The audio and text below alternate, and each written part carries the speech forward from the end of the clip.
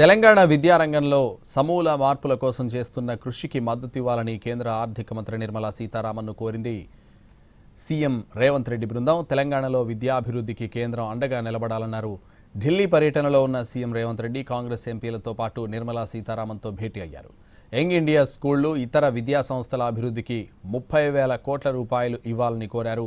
రాష్ట్రంలో 105 young India integrated స్కూళ్ల నిర్మాణానికి 21,000 కోట్లు ఖర్చవుతుందని చెప్పారు. అలాగే ఉన్నత విద్యా సంస్థల్లో ఆధునిక ల్యాబ్లు, ఇతర మౌలిక వసతుల కల్పనకు 9,000 కోట్లు ఖర్చవుతుందన్నారు.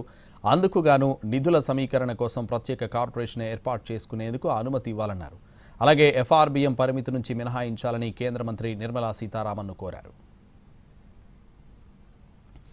కేంద్ర రహదారుల మంత్రి నితిన్ గడ్కరీని కూడా కలిశారు సీఎం రేవంత్ రెడ్డి.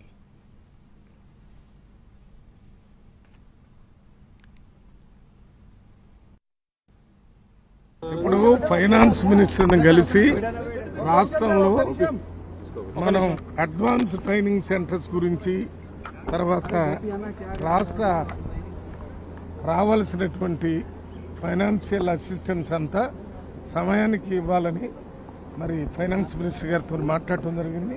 మినిస్టర్ గారు సానుకూలంగా స్పందించారు. 10-15 రోజుల్లో మళ్ళీ దీనికి సంబంధించి మీకు వివరాలు పంపిస్తానని చెప్పారు. దాని ప్రకారం రాష్ట్ర ప్రభుత్వం పనిచేసుకోవచ్చు అని చెప్పారు. అన్నిటి గురించి మాట్లాడాము. 10-15 రోజుల్లో వాటి మీద కొన్ని వివరాలు రాష్ట్ర ప్రభుత్వానికి ఇస్తున్నాను. ఇప్పుడు ఫైనాన్స్ మినిస్టర్ని కలిసి రాష్ట్రంలో